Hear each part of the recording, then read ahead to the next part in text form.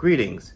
My name is Dr. Zebulon Maletsky. I'm the Chair of Marketing and PR for the Association for the Study of African American Life and History and the Executive Producer of ASALH TV. It gives me great pleasure to welcome you to our series in Retrospect and Prospect, Topics in African American Life and History, produced, edited, and hosted by our very own Dr. Lopez Matthews, Chair of the Publications Committee for ASALH.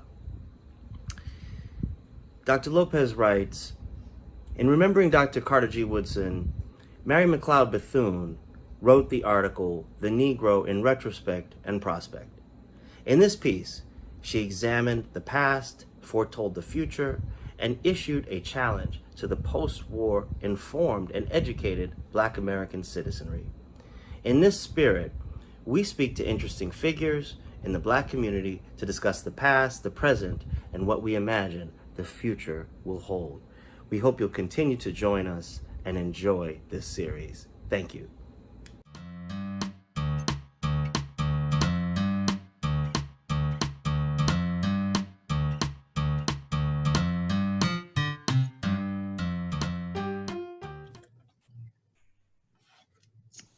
Hello, everyone. My name is Lopez Matthews, and I am the chair of the Publications Committee for the Association for the Study of African American Life and History. And I'm here today with Dr. Ida Jones, the University Archivist from Morgan State University.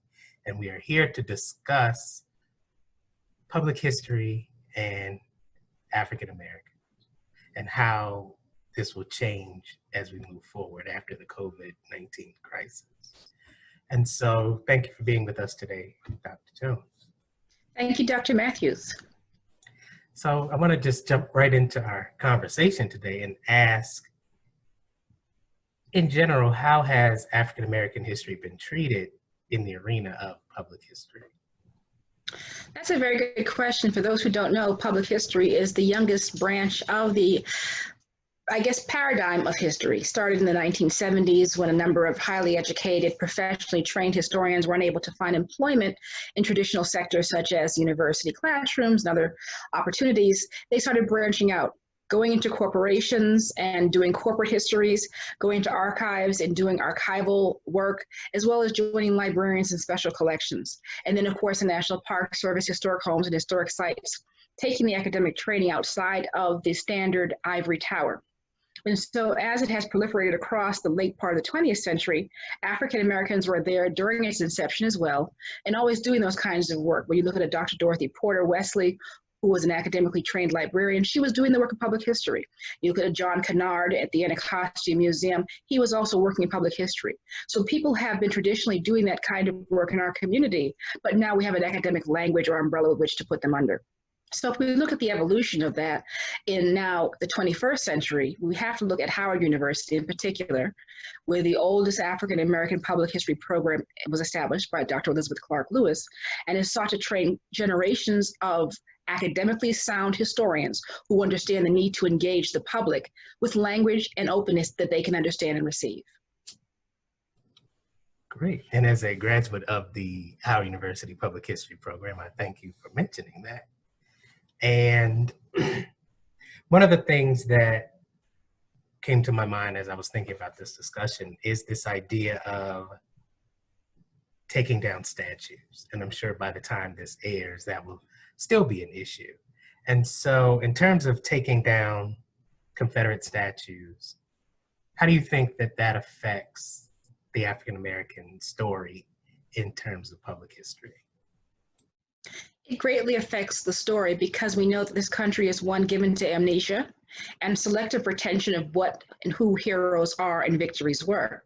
So as a result, when we look at the current assault in the spring of 2020, in light of the Black Lives Matter movement that has spilled over into some levels of anarchy, in terms of tearing down what is perceived as white supremacist or Confederate statues or anything that's offensive to whatever mob is assembling, we have to have more strategy with this, because I have been one to argue the level of Kelly Miller in terms of being a moderate, because we need to have these items around to teach and provide corrective. young people and international visitors come and they might ask questions about something. And then when they see that person or they see that statue, they can now engage that physical piece of art and then now draw intellectual threads out of that art to see where they fit in. So if I look at an Albert Pike or I look at a Robert E. Lee, I'm clearly aware that those men during their lifetimes did not see me as even person or human. So that now helps me understand how our country would then choose to edify and celebrate them as being paragons of patriotism. So it lets you see how the human mind and the human idea has shifted over time, but also that we need to understand the rhetoric of those persons so that when we hear that rhetoric rising again, we now know what the end will be. So I think they need to remain and be not celebrated, but commemorated as points of Ebenezer's or stones of memory, as they say in the Bible, that we're able to now reconnect and make sure that never again will this happen, at least to these people. So now, what do you think about the idea of taking them and placing them in museums? Because I've seen that idea bandied about as well. What do you think about placing them in museums or parks or places like that, where they can be placed in their proper context? There are affinity groups such as United Daughters of the Confederacy and other individuals who are affinity groups of a certain narrative of American history who are now claiming their statues and seeking to remove them from vandals and vandalism. Museums are a nice idea, but is it going to be a free museum? Because now you have to pay admission. So now you're taking away the idea of democracy when it's in a public space where we all can just simply gaze or be repulsed by it, and putting it in a private space where now it becomes even far more secretive or subterranean and not allowing us to really engage how a certain generation of persons thought to allow certain personalities and events be commemorated, where we are all being forced to, as Francis Harper said, arrest the gaze of passersby, these monuments that tower high. So when they're in the public space, it now forces us all to reckon with ourselves in this issue. But when they move to private spaces, they lose some of the toxicity of them being in public spaces to understand how a group of persons thought about another group of persons and an event. So I'm somewhat on the fence, center leaning more so left, that they remain in public spaces, because when they are shut away and put away, like the early history of museums, they were private collections owned by wealthy people. So you only had access if they chose to let you behind the veil. So now we have other things in which when you start to secret things away, that becomes frightening, because now that might lead to some more rhetoric and some more empowerment of a toxic agenda that could rise again. You know, it's so interesting that you talk about hiding history away, and that making history public sort of equalizes the information, because I was going to take it back to the study of public history. And how do you think the interpretation of Black history at public places like the National Park Service has helped spread knowledge about the contributions of African Americans to history? Well, the Park Service has its own history that is mired in, of course, the great ugliness of American white supremacy in general. But we now can celebrate the National Chief Historian, Dr. Takaya Lowe, Howard University graduate, who was the first African American and the first woman to hold the position as Chief Historian for the National Park Service. Then we also have Dr. Joy Kennard, another Howard University graduate, who was chairing up the Charles Young Museum and the site in Ohio as a founding superintendent. So you're seeing the Park Service is now forcing itself to reckon with all aspects of American history, whether it be Angel Island over, I believe, in California, or Native American sites that are also being acknowledged, so that we're now making this an inclusive story. Because when we celebrate the generals and the victors of those who were the conquerors, well, then who were the vanquished? What is their story, and why are these people here? So it's going to be a struggle, because there's federal funding, there's other activities going along, even with the association, the Woodson House, that has been a protracted, long carried, successful engagement with the National Park Service to have the Carter G. Woodson home on the national list and getting restored. So once again, we're starting to see ourselves, and not only as advocates, because there's always been advocates since the 19th century for African American inclusion. We're now seeing that the larger community understands the reason to include this and make it a much more dynamic reality than simply a static one where there are certain individuals in the center and everyone else is pushed to the periphery.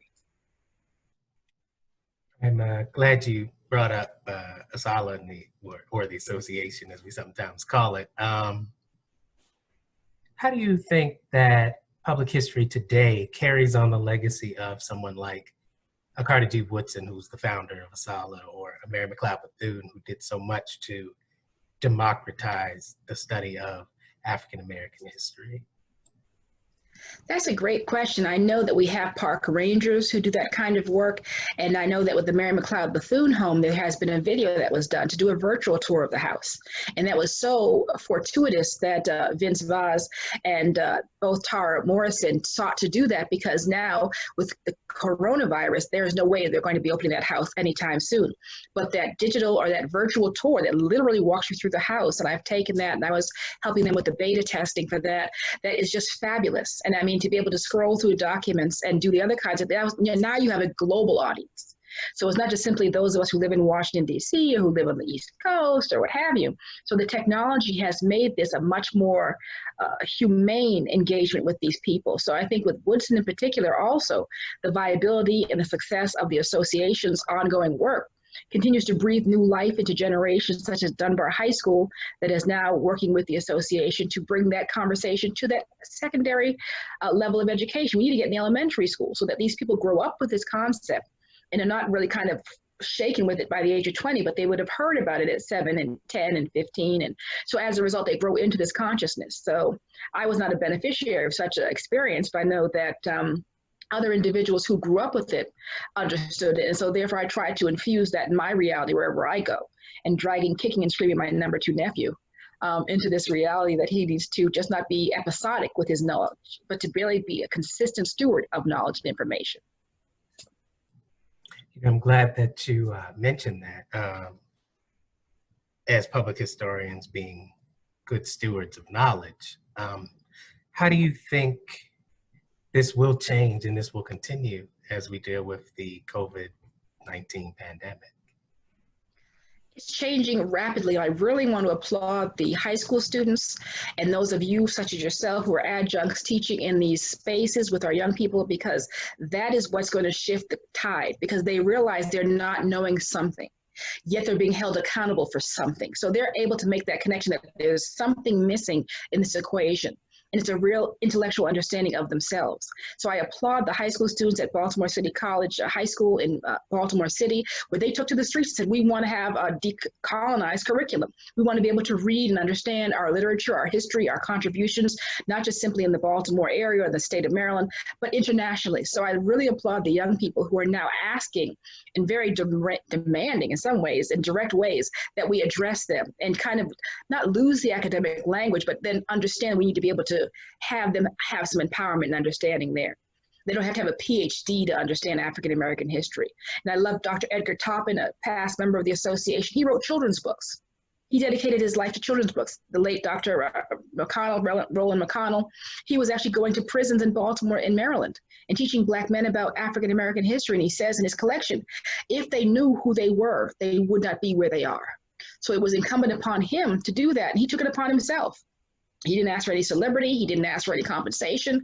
And he took himself into those spaces to teach, not an academic language and all this other kind, but to really help them understand you are an African person, that you have this rich history and this legacy. And yes, there has been some fight or oppression against you, but you can overcome and be a better person when you understand that you're not under the foot of someone else. You stand shoulder to shoulder with the rest of humanity on the planet. So that is just revolutionary to me in terms of what the association has done. And then I look at this generation of young people asking, and we need to be relevant to them and reaching out to them, not with publications, but with personal contact. Human beings going into human spaces virtually or in real life and able to really engage you and see what they want from us. Let's have a conversation and not lecture to them, converse with them, like Kiamsha Group. And I really applaud Mrs. Dunn for her work with the Kiamsha Group, because she sits in conversation with those young people, not in kind of a lecture mode. More conversation needs to happen. You know, I'm so glad that you brought up the empowering that comes with teaching history and not outside of the academic arena, because sometimes that gets ignored and the power of that gets ignored. You know, I often read I read a statistic that said that most people learn their history outside of the classroom.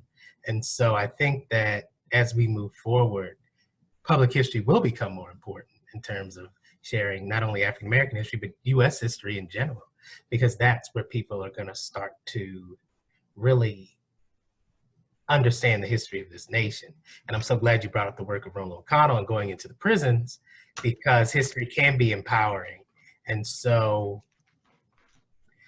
that's why I enjoy public history. That's what brought me into public history, because of the effect that it has on people, that it encourages them to know who they are and know why they're here and know why they have their lived experience. And I know I'm going on a soliloquy, so I'm going to stop. That's my next question. But I just thought that was a great point that you made. And so my next question, I guess you kind of slid into it, was how public history really affects the public as opposed to what you learn in a classroom. How do you think it affects people differently? Because a lot of times people will say, oh, I never learned this in class, when they probably did. It just never registered when they learned it in class. But here they're learning it in this space of public history, and now it's like sticking. That's a very good question. It's so funny you bring up that question. I just had the pleasure of talking with Dr. Glenn Phillips, retired professor from Morgan State University in history. And he was saying how he would always ask his class at the beginning, and I've taken the same pattern, who likes history? And like maybe one hand goes up, and like, who hates history? Like all the hands go up.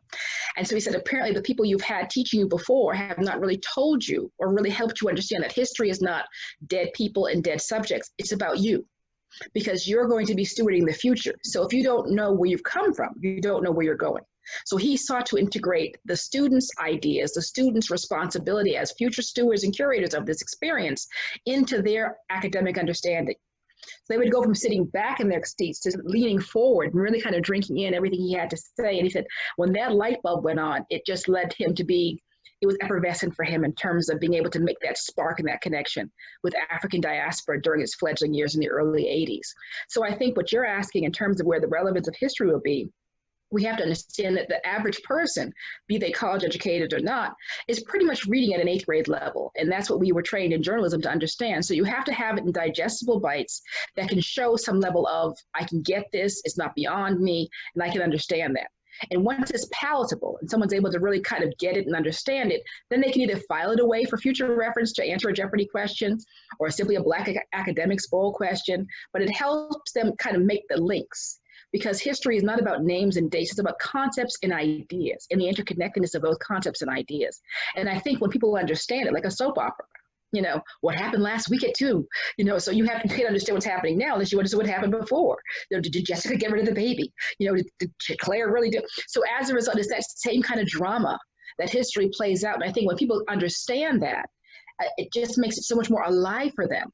And especially with genealogy as well, that also helps tap people in and say, my grandmother did what? My grandfather did what? Well, why did they do that? When you look at the realities they were living in, oh, now I understand I get that now. That's why I do that. That's why I think this way. And so it really helps you understand yourself as not just in the audience, but you're on the stage acting. You're actually on the stage. And so that's what makes it so alive. And now I'm also digressing. Oh, no, that was a great answer to that question, because it really gets to why I wanted to talk about public history, because sometimes it gets ignored, or most people don't even understand that that's even what they're experiencing. Like, I know most people that you meet have an MLIS degree, whereas you and I have a public history degree. And so I don't necessarily meet as many people with the public history degree as I do with the MLIS degree. And so that's part of my selfishness of why I wanted to talk about public history, and that it is a field that's worthy of study. And so part of my selfishness in promoting that. But I really do think that promoting history in the public sphere is a public service. And so that's really what I wanted to hit on with this conversation today. And so I ask you, what do you think about that idea that teaching public history and sharing public history is a public service? It's very much so, because as we understand Western culture and we understand the culture of the academy, it's hierarchical. So as a result, your intentions are, if you're going to enter into that part of the pond or go into that part of the pool, you want to be the top of the pig pile. which means you want to have the PhD, you want to have an endowed chair, you want to be on the ascension towards administration, possibly even a presidency in a university, or dean, or director of a department. So as a result, the service you're talking about, which is very much poo-pooed in the academy, is anything that requires manual labor or engaging people who don't have the credentials. So as a result, there's a westernized mindset that does have this vertical relationship with how you engage the field. So when you look at African American history and culture, and African American academics that come through the association or principally through the HBCU community, they understood, and I love this, the amphibious way of living an academic intellectual life. So they were able to live on land with those who are sterile and those who are dry, and then be able to live underwater with those who don't ever intend to go to a college classroom, who might never even go to a museum. So Woodson is very emblematic of that amphibious life, and so is it Mrs. Bethune. And there are countless others. I know that, of course, my friend, Dr. Betty Gardner, and others who have done the kind of work to be amphibious remain in both those spaces, both intellectually and practical. Dr. Collier Thomas, the late Dr. Jacqueline Rouse. There's so many people that we need to really celebrate in terms of modeling that amphibious behavior, but they don't get the credentials in terms or the kudos of being the academic person who is aspiring to the higher heights. But when you look at the individuals like a Benjamin Quarles, highly intellectual, highly respected, but never lost the touch of being able to go into an 8th grade classroom. Never lost the touch of traveling to the prisons with Dr. McConnell.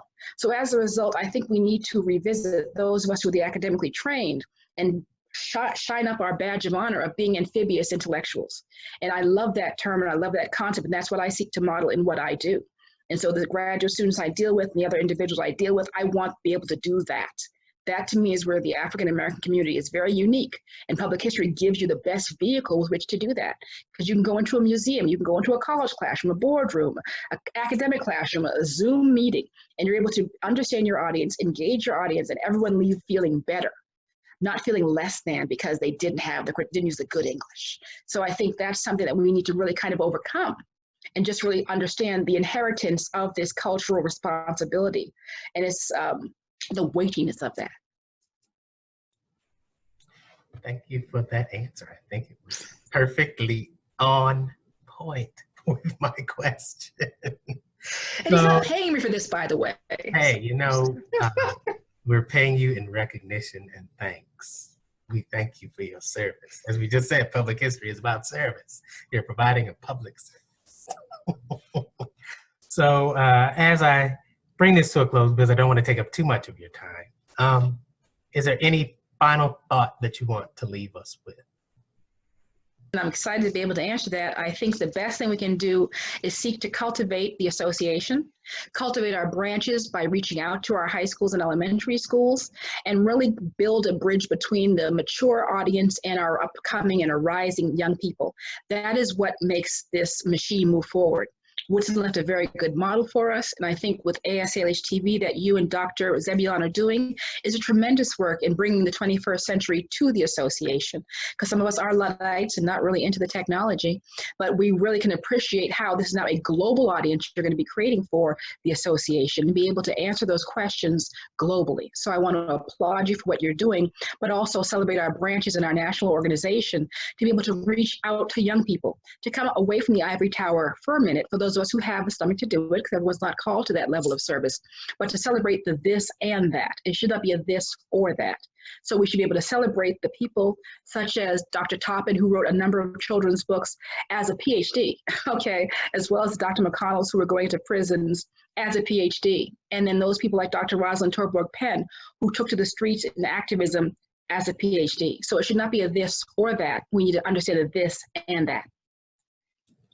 Well, thank you so much for being with us today, and I appreciate this. And I was about to say this and that, but I won't.